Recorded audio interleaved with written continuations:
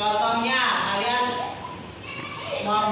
tidak membuang sampah sembarangan, menjaga kebersihan, itu salah satu keyakinan kelas. Ya? Di video kan dok? Nah untuk keyakinan kelas itu nanti tugasnya satu anak nulis satu keyakinan ya. Tuliskan di kertas lembar, nanti ditempelkan di sini, nanti kita tuliskan, kita sepakati bersama ya.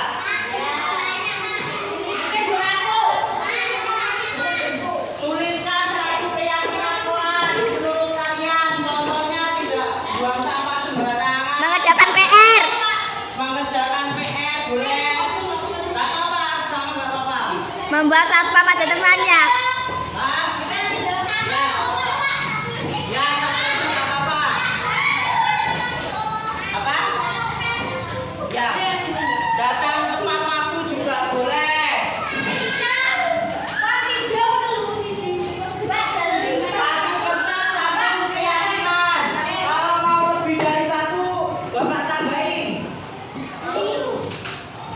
Ya.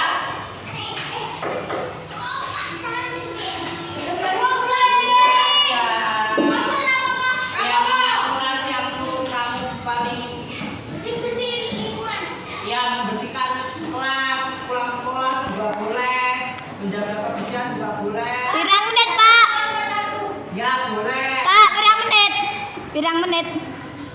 Ya nyampe. Ya bisa aja satu kertas satu keyakinan. Ya, yang udah bisa langsung ditempel di sini.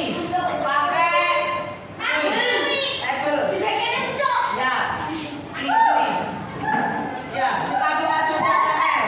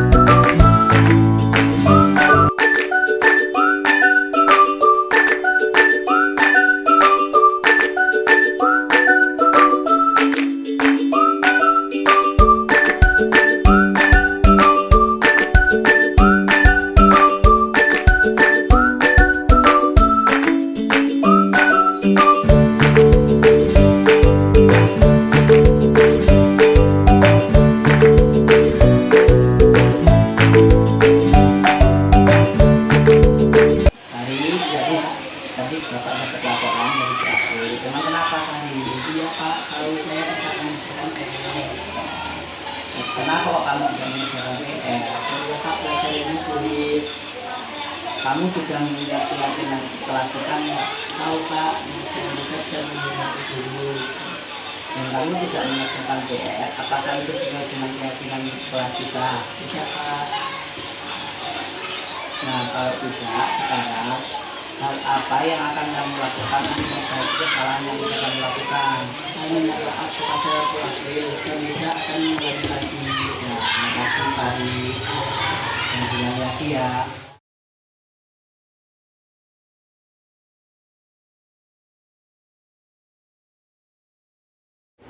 Si Pak, tadi Bapak dapat laporan dari teman-teman kamu. Emang kenapa? Ya Pak, saya membuang sampah sembarangan. Kamu tahu nggak dengan membuang sampah sembarangan itu dapat menimbulkan masalah pada diri kamu. Kalau kamu tahu, kamu masih ingat nggak dengan kesalahan apa yang sudah kita lakukan? Tidak membuang sampah sembarangan dan menjaga kebersihan sekolah. Nah, kalau ingat, terus apa yang akan kamu lakukan dalam yang akan kamu lakukan setelah kamu melakukan kesalahan tersebut? Saya akan dan tidak akan mengulangi lagi Pak. Ya udah, kalau gitu terima kasih.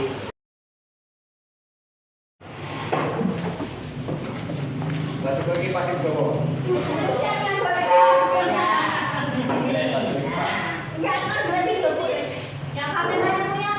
Entar ya Jawa.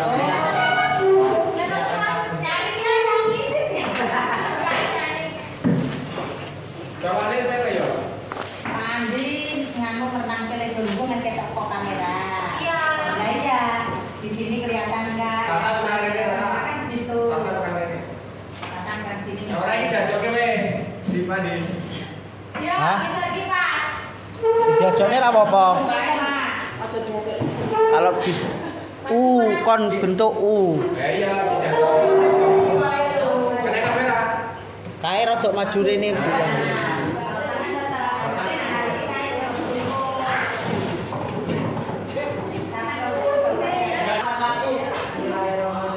Assalamualaikum warahmatullahi wabarakatuh. Ya, sebelumnya saya ucapkan terima kasih Bapak Ibu sudah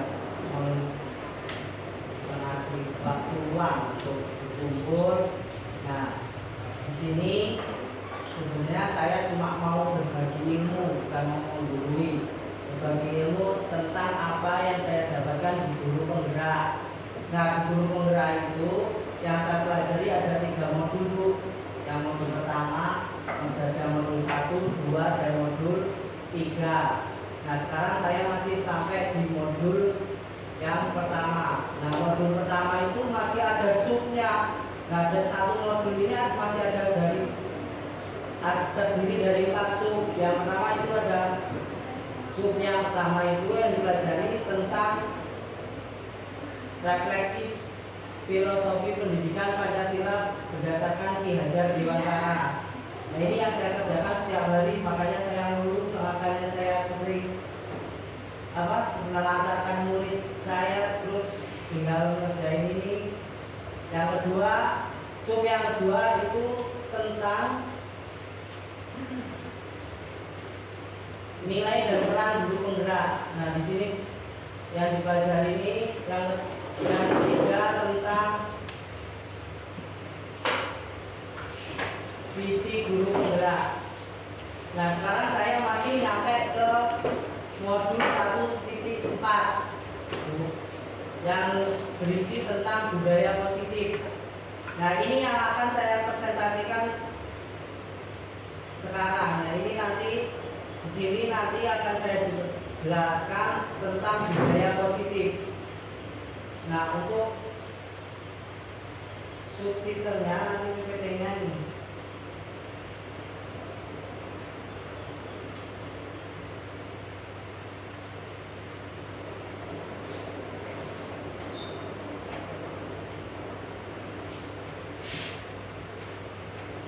Nah, ini Bu, budaya positif. Nah, ini di sini selama di guru penggerak saya memiliki fasilitator yaitu namanya Bu Derismar. Derismar itu dari Medan. Jadi setiap pas ada tugas itu yang koordinir itu Bu Derisma ini. Yang kedua ada Pak Guru, itu sebagai pengajar praktik itu yang setiap minggu datang ke kelas, ke sekolah, yang datang gitu kami gitu. Nah, tentang budaya positif. Budaya positif adalah nilai keyakinan dan kebiasaan di sekolah yang berpihak pada murid. Nah, berdasarkan filosofi Ki Hajar Dewantara, itu pendidikan yang kita terapkan itu seharusnya berpihak pada murid, bukan kemauan seorang guru. Nah, untuk menerapkan budaya positif agar terwujud itu kita harus menerapkan 7 konsep, seperti yang pertama paradigma, yang kedua disiplin positif, yang ketiga motivasi, perilaku manusia, kebutuhan dasar, yang kelima posisi kontrol sebagai seorang guru, yang keenam keyakinan kelas, yang ketujuh segitiga restitusi.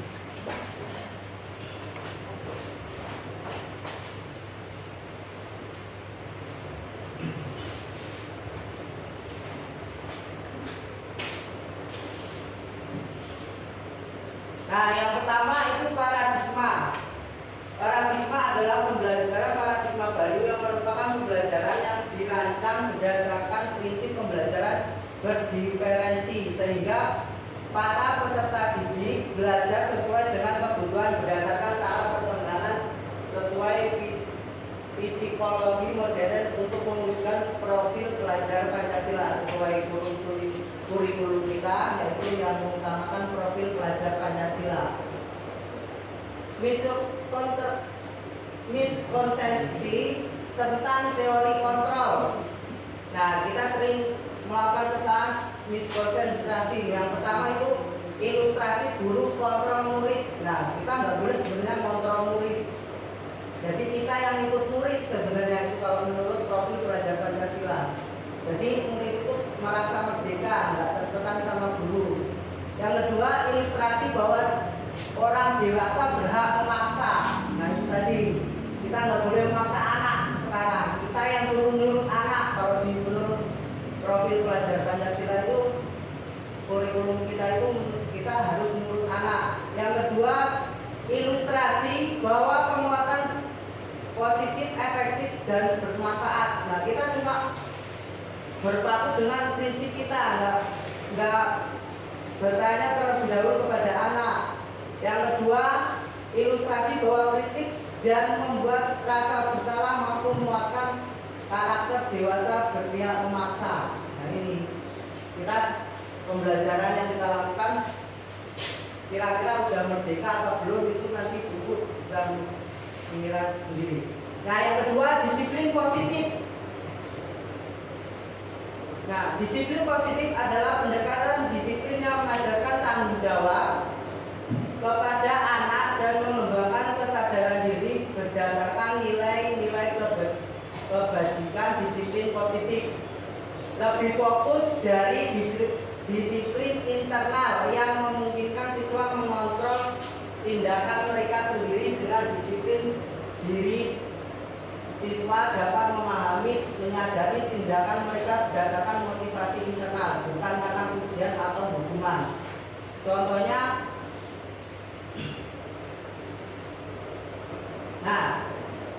ini kemarin saya diajarkan untuk biar anak itu biar disiplin positif itu gimana, biar kita nggak sering marah-marah, enggak, biar anak juga menyadari akan kesalahannya. Nah, yang pertama itu membuat kesepakatan kelas. Nah, setiap anak dikasih kertas itu suruh menulis sendiri untuk membuat keyakinan kelas. Nah, keyakinan kelas yang ditulis itu nanti yang akan dijalankan oleh anak. Setelah itu ditempelkan, nanti kita pilah-pilah mana yang satu kelompok kan biasanya anak nulis misalkan menjaga kebersihan. Nanti anak pasti kalau dia membuang sampah sembarangan, kemarin kamu nulis apa? Membuang sampah sembarangan. Nah, dia pasti ingat. Dia nggak bakal melakukan kesalahan tersebut. Jadi kita nggak perlu mengingatkan pasti anak itu sudah dengar. Nah, selanjutnya motivasi perilaku manusia. Motivasi perilaku manusia, guru harus memahami motivasi perilaku manusia. Ada 3 motivasi manusia. Nah, manusia itu terdiri dari 3 motivasi. Menghindari ketidaknyamanan atau hukuman. Dari peraturan yang kita buat tadi sama anak itu mau melakukan peraturan dari mana?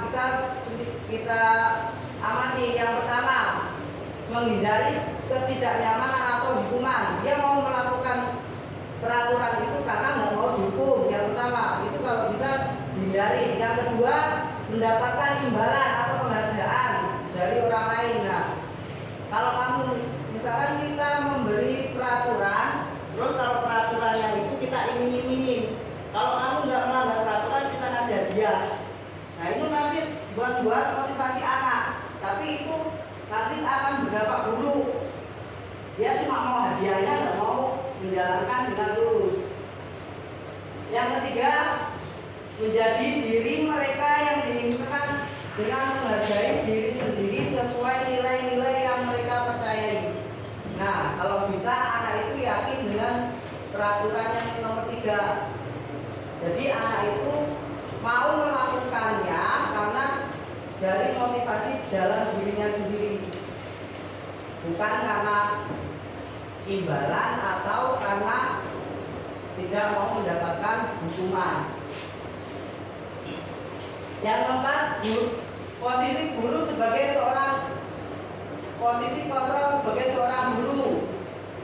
Nah, di sini posisi guru itu sebagai kontrol merujuk pada berbagai pendekatan yang digunakan oleh mereka dalam mengelola perilaku dan disiplin kelas. Nah, itu contohnya ada 5. Yang pertama itu penghukuman. Jadi guru sebagai penghukum, kalau anak salah kita menghukum. Itu nanti sebaiknya kita menurut kita sekarang di posisinya mana? Ada penghukum, pembuat merasa bersalah, teman, pemantau atau manajer. Kalau penghukum biasanya guru identik dengan kalau anak melakukan salah kita menghukum. Kalau berbuat merasa salah itu biasanya anak selalu merasa bersalah ketika anak melakukan kesalahan. Terus kalau sebagai teman itu biasanya kita lebih dekat dengan anak, cuman anaknya biasanya nggak takut sama kita. Masalahnya di situ. Nah, contoh perilaku guru sebagai kontrol. Nah, yang pertama nih, penghukum. Guru memukul murid yang tidak mengerjakan tugas. Bisa kok biasa nih, Pak Rianto. Guru menghukum murid dengan berdiri di depan kelas karena berbicara saat pelajaran berlangsung. Itu yang kedua. Yang ketiga itu guru memberi nilai buruk kepada murid yang tidak mengikuti ulangan. Nah, itu juga sebenarnya salah kita melakukannya. Tapi menurut kita sebenarnya tadinya benar. Yang kedua, membuat merasa bersalah. Guru berkata kepada murid yang tidak mengerjakan tugas, apakah kamu tahu bahwa kamu telah mengecewakan orang tua dan gurumu? Nah, jadi murid jadi merasa bersalah. Terus yang kedua, guru meminta murid mencontek saat ulangan untuk menulis surat permintaan maaf kepada orang tua dan guru. Yang ketiga, guru meminta murid yang berkelahi dengan temannya untuk menuliskan perenungan tentang akibat dari perbuatan. Nah, contoh yang terakhir, contoh yang ketiga itu guru sebagai teman. Nah, guru sebagai teman, contohnya di sini guru sering ngobrol dengan murid di luar jam pelajaran. Guru ikut bermain dengan murid saat beristirahat. Ya, itu ya namanya itu biasanya April itu yang sering asik sama teman-teman dia. Ya, Bu. Yang ketiga, guru membantu murid memecahkan masalah pribadi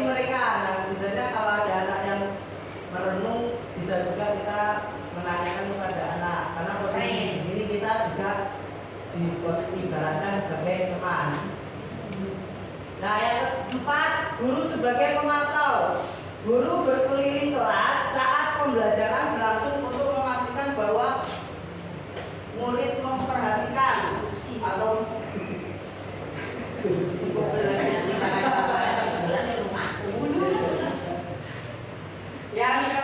yang kedua, guru menegur murid yang berbicara saat pelajaran berlangsung. Biasanya siapa? Bu Yani. Kalau murid itu Ya, semuanya semua itu ada 7 tadi yang kita posisi kita itu sebagai guru itu harus bisa menjadi teman, pemantau, manajer, semua itu harus kita jalankan. Jadi guru itu ibarat kayak apa ya, malaikat. Jadi malaikat nggak ada salahnya. Guru mengingatkan murid untuk menegakkan seragam sekolah yang lengkap. Nah ini. Iya. Pembentukan keyakinan kelas. Nah ini contohnya seperti yang dituliskan seperti tadi. Guru berperan dalam mewujudkan keyakinan kelas bersama di sekolah atau di kelas melalui membuat kesepakatan kelas. Nah seperti tadi ditempel. Jadi awal pembelajaran baru itu bisa sampai kalau pentas grafik nanti ya tambah juga kreatif. Sudah. Yang membuat kesepakatan kelas dan siswa. Jadi siswa yang membuat kesepakatan sendiri. Jadi nanti kalau siswa melanggar, itu pasti dia ingat. Terus kalau misalkan temannya melanggar, biasanya temannya mengingatkan kalau murid yang membuat. Terus yang kedua, membuat pertanyaan universal yang mudah diingat dan mudah dipahami dan harus diterapkan di lingkungan sekolah. Nah, misalkan yaitu seperti tadi, biar sekolah kita ini menjadi bersih, sebaiknya kita ngapain? Nah, nanti pasti anak mikir tidak membuang sampah sembarangan, Bu. Nah, nanti suruh nulis terus ditempel. Jadi yang nulis anak, jadi dia ingat. Yang keenam yaitu segitiga restitusi. Nah, dari segitiga restitusi adalah proses menciptakan kondisi bagi murid untuk memperbaiki kesalahannya sehingga karakter mereka lebih kuat ketika kembali pada kelompoknya.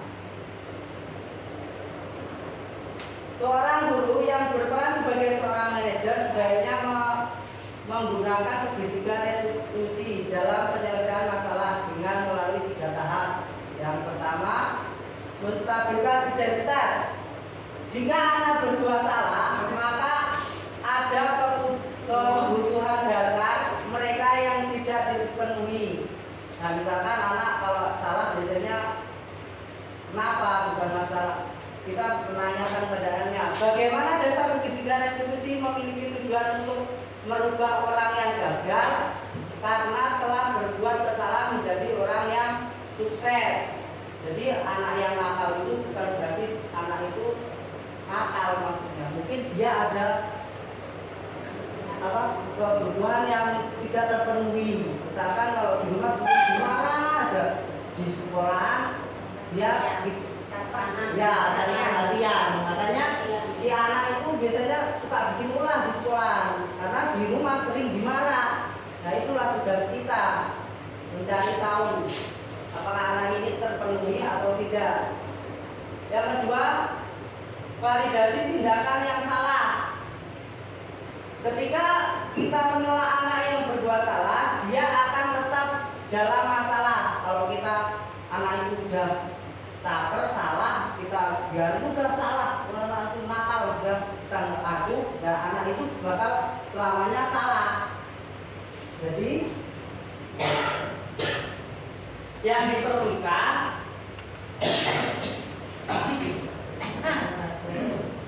kita memahami alasan melakukan hal tersebut sehingga anak merasa didampingi. Ya, jadi kita menanyakan terlebih dahulu, jangan langsung menyalahkan anak. Ketika anak itu salah, kita tanyakan terlebih dahulu, jangan langsung memvonisnya. Anak kamu bodoh, kamu enggak, kamu nakal, kamu ini. Nah itu sebenarnya kita salah sih sebenarnya. Yang ketiga, menanyakan keyakinan penting, menanyakan ke anak tentang kehidupan ke depan yang dia inginkan. Nah, kita menanyakan kenapa sih kamu kok nakal, kenapa sih kamu kok ini, nah gitu. Sebenarnya kita butuh lebih dekat dan berperan. Kalau seperti ini kita perannya sebagai murid atau manajer juga bisa. Ketika mereka sudah menemukan gambaran masa depan, guru dapat membantu mereka untuk tetap fokus pada gambarannya. Ya, ini yang dinamakan filosofi Ki Hajar Dewantara. Jadi kita yang harus memihak kepada murid. Jadi enggak semata-mata kita punya peraturan, anak harus mengikuti. Nah, itu guru kita selama ini harus pokoknya intinya kita yang harus menghamba kepada murid, bukan murid yang ngikutin kita. Jadi kita yang ngikutin murid. Melalui segitiga restitusi, kita dapat mewujudkan mereka menjadi murid yang merdeka. Nah, tujuan intinya sebenarnya seperti mewujudkan murid yang merdeka. Mereka mampu menyelesaikan masalah dengan motivasi internal dan bertanggung jawab pada pilihannya. Nah, jadi kita meyakinkan kepada anak bahwa masalah dia itu bakalan selesai, terus dia mampu menyelesaikannya sendiri, bukan kita yang menyelesaikan. Jadi intinya kita memperkuat keyakinan si siswa. Nah, bagian dasar dari segitiga restitusi bertujuan untuk mengubah identitas siswa dari orang yang gagal karena melakukan kesalahan menjadi orang yang sukses yang mencari perhatian dan siswa sedang mengalami kegagalan. Nah, ini contoh segitiga restitusi itu. Nah, ini contohnya kemarin saya menemukan kasus misalkan nih buat ini saya tahu ini tugas. Ya, ini kasusnya. Kasus yang pertama melanggar peraturan sekolah, tidak menghormati guru. Nah, ini contohnya kemarin itu si Fahri tidak apa nanti jadi.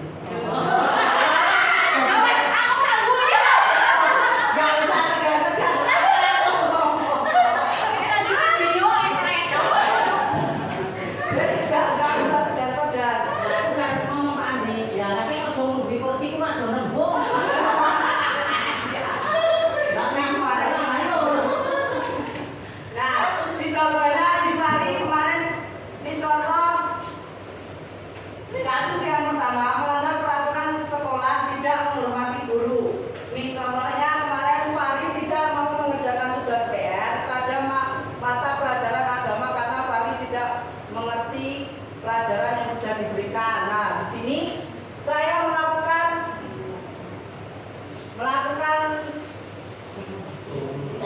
pendekatan dengan Fahri. Saya menanyakan, Fahri kenapa kamu kok nggak mau mengerjakan? Nah, di situ saya menyelidiki apakah Fahri itu tidak mau mengerjakan karena apa?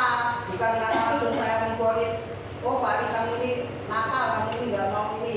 Nah, kita seharusnya sebagai guru melakukan tindakan, ya seperti segitiga restitusi tadi. Kita menanyakan dulu kenapa dia nggak mau mengerjakan, terus gimana caranya si Fahri itu mau mengerjakan tugasnya itu dari hati, dari pemikiran si Fahri, bukan dari termotivasi dengan dirinya sendiri, bukan dari orang lain. Kasus yang kedua yaitu melanggar peraturan sekolah, tidak menjaga kebersihan sekolah. Nah, contohnya di sini kemarin saya menemukan si Salwa suka membuang sampah sembarangan dan menyimpan bungkus jajannya di laci.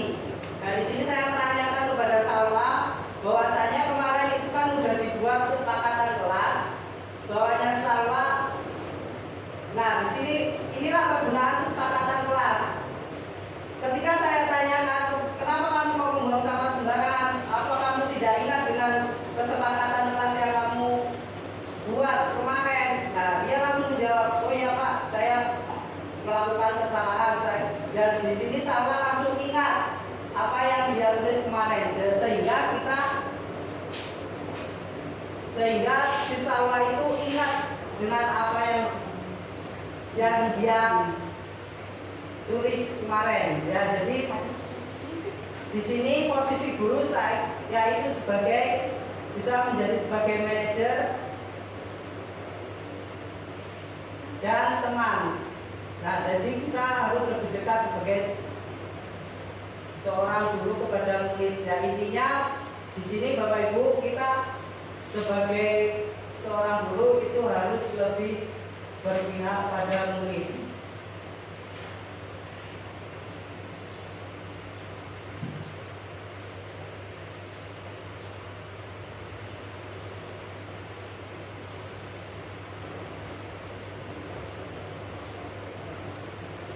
Ya, Bu, cukup. Artinya Sudah, Pak. ya, ya. Tepuk tangan. Hebat. Hah? Ya, sudah. Ada nafas ya. Sudah kedua. Udah, Bu. Yang kedua besok hari Kamis ada pengawasnya. Nanti tak beli nasi kotak. Aku telepon. Hah? Kak Andri nanya. Ya, Bu. Kita kan harus nurut sama murid tadi yang pertama. Ya. Nah, kalau murid itu salah, itu bisa sama murid kan enggak. Ya. Kita kan memberi hukuman karena anak itu enggak tempatku sering aku jujur bocah Pak. Nah. Enggak. Karena anak itu beberapa kali UPL enggak mengerjakan. Nah, Tugas di rumah enggak pernah mengerjakan. Dan sering kali. Nah, akhirnya saya suruh ke depan untuk belajar. Itu. Nah, gimana itu? Kan anak harus berbeda, tapi kalau dia melanggar, dia itu gimana? ya kita bisa melakukan pendekatan dengan segitiga restitusi tadi, Bu. Bisa memposisikan sebagai, nah ini paradigma positif itu termasuk kasus, Bu, ya. Ya. Nah, mungkin kalau kelas besar bisa tulis ya, tulis di tempel di depan kaki anak. Ingat, mungkin kalau ke kelas kecil udah ya itu memang butuh ekstra, Bu, ya. Kita Ya. bisa menggunakan posisi kontrol seorang guru. Tapi yang kecil kan nggak semua anak seperti itu, ada Iya. beberapa yang mau Iya. enggak. Tapi kalau situ ada bendahara yang ngasih tali saya juga gini, Bu, kalau yang terlambat kasih hukuman denda 2.000. Guru Nah. kasih, ya udah terserah. Itu kan yang membuat bukan Ibu. Nah, itu contohnya itu kalau tadi masuk ke kesepakatan kelas, Bu. Nah, itu termasuk juga masuk ke kesepakatan kelas. Jadi Ya. kalau yang membuat anak itu pasti membuat Ya. menjadi keyakinan kelas. Nah, gurunya itu nggak bikin kesepakatan Nah. untuk anak-anak. Nah, kalau udah menjadi keyakinan anak, pasti anak itu bukan karena kita mau Ngumpulin sama bukan karena mau menghukum itu. Heeh. Nah, itu. Jadi itu termasuk ke keyakinan kelas. Ya. Terus saya juga setuju dengan guru sebagai teman, guru sebagai paraklit. Ya, guru Ada contohnya di sini salah satu guru sebagai teman, pokoknya mencakup Ah. semuanya. Itu tahu dapat di kelas 6. Salah satu guru yang ngajar kelas 6 itu juga mencakup sebagai teman, sebagai guru, sebagai apalagi itu. teman, pemantau. Itu contohnya Bu April. Ya, itu Dia itu juga sering yang mantau, anak di kelas dia pantau. Terus anak diajak di luar, kadang sering ngobrol, sering apa, ajak foto, apa-apa. ya itu makanya ya itulah seperti yang dilakukan Bu April itu Ya, namanya iya. guru merdeka. Nah, Makanya iya. kita nggak berfokus sama Pelajaran. kita ini, makanya kita sekarang harus dituntut buat modul, buat RPP. Karena apa? Karena kita ini masuk kurikulum merdeka, makanya kita nggak harus berpatok, oh harus ada ini harus selesai materi ini. Jadi kemampuan anak sampai mana kita yang ngikutin anak. Jadi kita lebih ke Cenderung ke anak, ya. Makanya intinya kita cenderung ke anak, tapi harus sesuai profil filosofi Indonesia Dewata. Jadi sekarang anak itu Yang kayak tadi kan ada ke teman ya, apa dari guru ke teman, dari guru ke murid itu ada sebagai teman, tapi kan ada kelemahannya. Kelemahannya itu guru apa murid jadi tidak takut sama guru. Ya. Tapi sejauh ini menurut saya pribadi sih, nggak tahu kalau ibu-ibu melihatnya ya, sejauh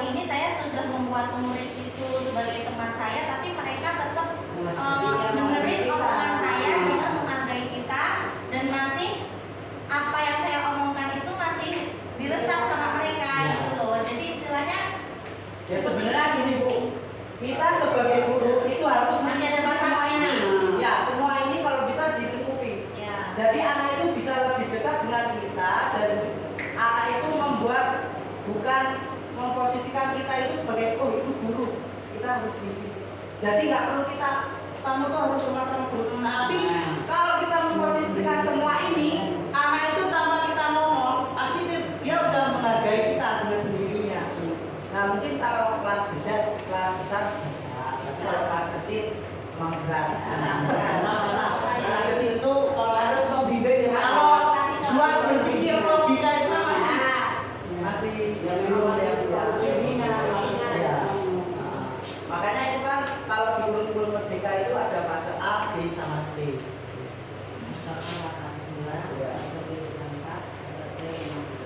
Nah ini yang ditanyakan sama Bu Nur tadi. Nah ini kita ini selama ini Ya, harus Bu. bisa mencakup 5 ini. Kita harus bisa bukan yang boleh. Cuman kita harus memperhatikan kok anak ini sering dihukum itu. Nah itu karena apa?